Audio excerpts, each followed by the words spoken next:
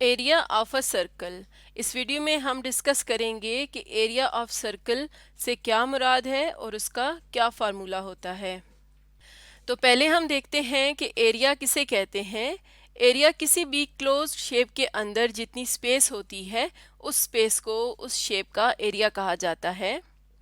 जैसे मिसाल के तौर पर हमारे सामने ये एक फोर साइडेड क्लोज शेप है, इसे हम क्वाड्रिलेटरल कह सकते हैं। और इसके अंदर ये जो सारी स्पेस है जिसे हमने ग्रीन कलर में शेड किया है, ये इसका एरिया होगा। इसी तरह से ये स्टार जैसी शेप देखें तो इसका एरिया क्या होगा। इसके अंदर ये जो स्पेस हमें नज़र आ रही है, ये इसका एरिया है जिसे हमने पर्पल कलर में शेड किया है। तो इसका मतलब है कि अगर कोई भी क्लोज्ड शेप होगी तो उसके अंदर जितनी स्पेस इनक्लोज्ड है वो उसका एरिया होगा। सर्कल एक राउंड शेप को कहा जाता है और ये किस तरह से बनता है। ये उन तमाम पॉइंट्स का सेट होता है जो एक फिक्स पॉइंट से बराबर फासले पर हों। इसको समझने के लिए हम यहाँ पर एक पॉइंट ओ लेते हैं और इससे थोड़े से फासले पर एक और पॉइंट ए लेते हैं। इन दोनों को हम एक स्ट्रेट लाइन सेगमेंट से ज्वाइन करेंगे और इसी तरह के सारे पॉइंट्स को जब हम ज्वाइन करते हैं तो ये हमारे पास एक सर्कल बन जाता है। तो इस वीडियो में हमने देखना है कि area of circle find out करने के लिए, यानी सर्कल के अंदर ये जो सारी स्पेस होती है इसकी मेजरमेंट के लिए हम कौन सा फार्मूला इस्तेमाल करेंगे और वो फार्मूला हमें किस तरह से मिलता है। तो उससे पहले हम इन चीज़ों को थोड़ा सा समझ लेते हैं। जो पॉइंट ओ है, यानी जो कि बिल्कुल दरमियान में एक पॉइंट होता है, इसे हम कहते हैं सर्कल का सेंटर। और पॉइंट ओ से सर्कल की बाउंड्री तक जो डिस्टेंस है, जैसा कि बाउंड्री के ऊपर कोई भी पॉइंट ले लें, यहाँ पर अगर हम पॉइंट बी ले लें, सी ले लें, तो वहाँ से ओ तक का जो फासला है वो बिल्कुल बराबर होगा। यानी कि ओ से ए बी सी तक का डिस्टेंस बराबर होगा और इस डिस्टेंस को हम कहते हैं रेडियस। और रेडियस को हम ज़्यादातर स्मॉल आर से शो करते हैं। और ये जो सर्कल की राउंड बाउंड्री होती है इसे हम सर्कल का सर्कमफ्रेंस कहते हैं। और सर्कमफ्रेंस की जो मेजरमेंट है वो किस तरह से की जाती है। सर्कमफ्रेंस को हम सी से शो करते हैं और ये इक्वल होता है 2 पाई आर के। पाई यहाँ पर एक कांस्टेंट है और इसकी वैल्यू होती है 22/7 के इक्वलेंट। ये एग्जैक्टली 22/7 के इक्वल नहीं होता, अप्रॉक्सीमेटली इक्वल होता है 22/7 के। तो ये वैल्यू हम यहाँ पर पुट करके सर्कल के सर्कमफ्रेंस की वैल्यू फाइंड आउट करते हैं। तो अब एरिया को समझने के लिए हम एक यूट्यूब पर एनिमेशन देखेंगे। चैनल का नाम है मैथमेटिकल विजुअल प्रूफ्स। इसके ऊपर हम एक एनिमेशन देखेंगे जिसमें हमें पता चलेगा कि एरिया की वैल्यू हमारे पास किस तरह से आती है। तो यहाँ पर इसी तरह से हमने रेडियस लिया और एक सर्कल ड्रॉ किया है। हम इस एनिमेशन को जूम कर लेते हैं। अब जो सर्कल के अंदर ये जो ब्लू कलर का हमने शेड किया है ये इसका एरिया होगा। तो हमने इस ब्लू रीजन की मेजरमेंट फाइंड करनी है, यानी एरिया कितना है। तो उसके लिए हम सर्कल को 4 पार्ट्स में डिवाइड कर रहे हैं और इनमें से ऊपर वाला जो हाफ पोर्शन है या जो सेमी सर्कल है, ऊपर वाला आधा सर्कल हमने डिफरेंट कलर में किया है और इन 4 पार्ट्स को हम इस तरह से अलहदा करके ज्वाइन करेंगे। हम ज्वाइन इसलिए कर रहे हैं ताकि हमारे पास कुछ इस तरह की शेप आए जिसका हम एरिया ऑलरेडी जानते हों। लेकिन ये जो शेप हमें सामने नज़र आ रही है, हम इस शेप का एरिया फाइंड नहीं कर सकते किसी डायरेक्ट या बेसिक फार्मूला से। तो अब हम सर्कल को मज़ीद ज़्यादा पार्ट्स में डिवाइड करेंगे इस तरह से।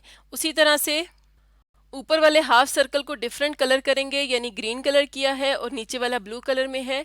अब इन्हें ज्वाइन करेंगे तो इन्हें ज्वाइन करने से अब हमारे पास कुछ इस तरह की शेप आ रही है। और इस शेप का भी एरिया हम डायरेक्ट किसी फार्मूला से नहीं निकाल सकते, लेकिन हम यहाँ से देख सकते हैं कि जिस तरह से हमने ज़्यादा पार्ट्स में डिवाइड किया है तो इसका मतलब है कि हम एक रेक्टेंगल या पैरेललोग्राम यहाँ से बना सकते हैं। तो अब हम सर्कल को मज़ीद ज़्यादा पार्ट्स में डिवाइड करेंगे। तो अब हम यहाँ पर दोबारा से सर्कल ड्रॉ करते हैं और ज़्यादा पार्ट्स में डिवाइड करके ऊपर वाले पोर्शन को ग्रीन कलर देंगे और नीचे वाले को ब्लू। और अब दोबारा से इन्हें रीअरेंज करेंगे। अब इस तरह की शेप आई है तो इसका मतलब है अब हम आहिस्ता आहिस्ता एक रेक्टेंगल के क्लोज या एक पैरेललोग्राम के क्लोज जा रहे हैं। अब हम यहाँ पर उसके मज़ीद पार्ट्स कर रहे हैं और वहाँ से जब हम इसे ज्वाइन करते हैं तो हमारे पास इस तरह की शेप आ रही है जो कि किसी हद तक एक रेक्टेंगल के करीब है। तो जब हमने एक सर्कल के बहुत ज़्यादा छोटे छोटे पार्ट्स किए और उन्हें इस तरह से ज्वाइन किया सर्कल को हाफ करके, तो हमारे पास तकरीबन इस तरह की शेप आ गई है जो कि एक रेक्टेंगल की तरह से लग रही है। इसे हमने रेक्टेंगल में इसलिए कन्वर्ट किया है क्योंकि हमें रेक्टेंगल का एरिया मालूम है या एक पैरेललोग्राम का एरिया मालूम है, वहाँ से हम सर्कल का एरिया फाइंड आउट कर सकते हैं।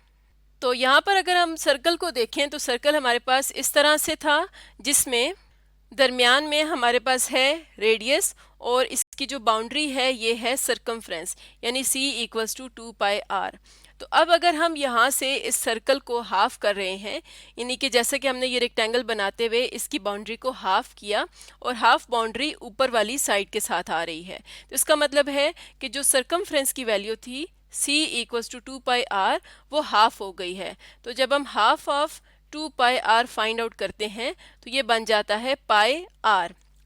इसका मतलब है कि ये जो ऊपर वाली हमें लाइन नज़र आ रही है ये भी इक्वल हो जाएगी πr के, और ये जो नीचे वाली साइड है या इस पैरेललोग्राम की जो लेंथ है ये भी πr के इक्वल है। तो अब एनिमेशन प्ले करके देखते हैं। हमने इस तरह से सर्कल को हाफ किया, तो यहाँ से हम देख सकते हैं कि जो इस पैरेललोग्राम की विड्थ है वो रेडियस के इक्वल है, यानी जब हमने सर्कल के पार्ट्स किए थे तो हम सेंटर से उसकी बाउंड्री तक उसके पार्ट्स कर रहे थे, तो इसका मतलब है इसकी विड्थ रेडियस के इक्वल होगी और इसकी जो लेंथ है वो हाफ ऑफ सरकमफ्रेंस के इक्वल होगी। तो इस तरह से हम देख सकते हैं ये हमारे पास एक पैरेललोग्राम बन गई है जिसकी जो लेंथ है वो इक्वल है πr के और इसकी विड्थ है रेडियस के। तो ये हमारे पास एक रेक्टेंगल आ गई है, इसे हम थोड़ा सा साइड पे कर लेते हैं। रेक्टेंगल की बजाय इसे हम एक पैरेललोग्राम समझ लेते हैं, क्योंकि यहाँ पर जो हमें रेडियस वाली लाइन या इसकी साइड नज़र आ रही है ये ज़रूरी नहीं है कि ये लेंथ के साथ परपेंडिकुलर हो, तो इसलिए हम इसे पैरेललोग्राम कहेंगे। अब पैरेललोग्राम का जो एरिया होता है, ये जो हमारे सामने पैरेललोग्राम आई है वो इक्वल होता है लेंथ मल्टीप्लाइड बाय विड्थ के। और जैसा कि ये जो पैरेललोग्राम है ये एक सर्कल को काट कर बनाई गई है, तो हम लिख सकते हैं this is equal to area of circle. Length है pi into R multiplied by इसकी विड्थ है आर, तो ये बन जाएगा पाई आर स्क्वायर जो कि एरिया ऑफ सर्कल है। तो ये हमारे पास सर्कल के एरिया का फार्मूला आ गया।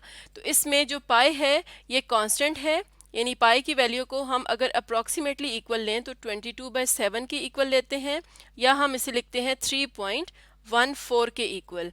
और रेडियस हर सर्कल का डिफरेंट होता है, तो जो भी सर्कल हमें गिवन होगा जिसका हमने एरिया फाइंड करना होगा उसका हमें रेडियस बताया जाएगा। तो अब हम इससे रिलेटेड कुछ क्वेश्चंस को सॉल्व करते हैं।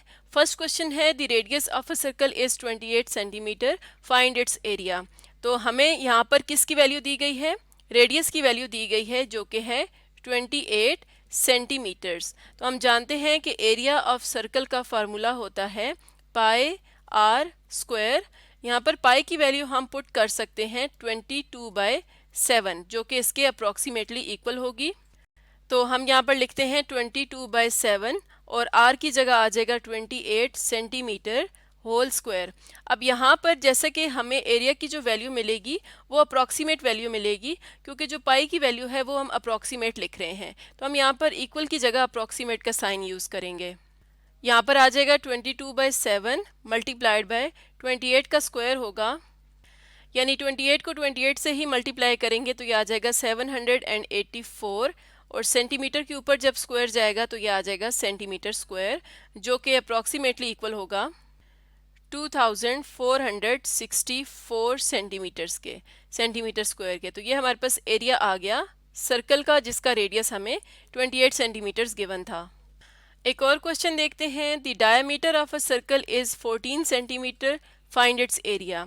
अब हमें यहाँ पर सर्कल का डायमीटर दिया गया है जो कि है 14 सेंटीमीटर्स, जबकि जो एरिया होता है सर्कल का उसका फार्मूला होता है पाई आर स्क्वायर, यानी हमें रेडियस की वैल्यू चाहिए। तो रेडियस होता है डायमीटर को हाफ करने से आता है, यानी अगर एक सर्कल है तो उसका जो डायमीटर होगा वो उसके सेंटर से गुजरने वाली इस तरह की एक बिगेस्ट कॉर्ड होती है, और हम जानते हैं कि सेंटर से लेकर बाउंड्री तक का जो डिस्टेंस होता है वो एक रेडियस है। तो जो पूरा डायमीटर है जब हम इसे हाफ करेंगे तो रेडियस आ जाएगा। अब डायमीटर की वैल्यू है 14 सेंटीमीटर, डिवाइड करेंगे 2 से तो रेडियस की वैल्यू आ जाएगी 7 सेंटीमीटर्स। तो हम यहाँ पर पुट कर देंगे, बल्कि यहाँ पर हम पाई की वैल्यू लिखेंगे 22/7 और आर की जगह आ जाएगा 7 सेंटीमीटर स्क्वायर।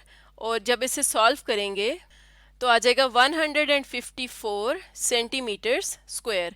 ये हमारे पास एरिया आ गया सर्कल का जिसका हमें डायमीटर गिवन था। यहाँ पर हमने पाई की वैल्यू 22/7 रखी है। हम पाई की वैल्यू 3.14 भी रख सकते हैं और ज़्यादातर हमें क्वेश्चन में ही पाई की वैल्यू दे दी जाती है। अगर नहीं दी हुई तो हम 22/7 या 3.14 इन दोनों में से कोई भी वैल्यू रख सकते हैं। एक और एग्जाम्पल देखते हैं। Area of a circle is 616 centimetre square, find its radius and diameter. तो अब हमें एरिया की वैल्यू गिवन है, हमें रेडियस और डायमीटर की वैल्यू फाइंड करनी है। तो हम जानते हैं कि हमारे पास फार्मूला है A = pi r square. Area की वैल्यू दी गई है 616 सेंटीमीटर्स स्क्वायर। पाई की वैल्यू कांस्टेंट होती है, हम यहाँ पर लिखेंगे 22/7 और आर स्क्वायर लिखेंगे। यहाँ से हम क्रॉस मल्टीप्लाई करके 616 को मल्टीप्लाई करेंगे 7 से और 22 से डिवाइड करेंगे। यहाँ पर आ जाएगा सेंटीमीटर स्क्वायर और इस तरफ रह जाएगा आर स्क्वायर। इस वैल्यू को हम सॉल्व करेंगे तो हमारे पास आ जाएगा 196 centimetres square equals to r square. हमें यहाँ पर आर की वैल्यू चाहिए तो हम दोनों तरफ स्क्वायर रूट अप्लाई करेंगे। तो ये आ जाएगा 196 का स्क्वायर रूट होता है 14, सेंटीमीटर के ऊपर स्क्वायर है तो ये रह जाएगा सेंटीमीटर्स, इक्वल्स टू आर के ऊपर स्क्वायर है तो ये रह जाएगा आर। यहाँ से हमें आर की वैल्यू मिल गई है 14 सेंटीमीटर्स और हमें आर के अलावा यहाँ पर डायमीटर की वैल्यू भी चाहिए थी, तो हम यहाँ पर डायमीटर की वैल्यू भी फाइंड आउट कर लेते हैं। हम जैसा कि जानते हैं कि आर इक्वल होता है D/2K, यानी डायमीटर बाय 2K, तो डायमीटर इक्वल होगा 2 टाइम्स आर के। तो इसका मतलब है हम आर की वैल्यू को 2 से मल्टीप्लाई करेंगे। 2 मल्टीप्लाई बाय 14 सेंटीमीटर्स, तो डायमीटर की वैल्यू आ गई 28 सेंटीमीटर्स।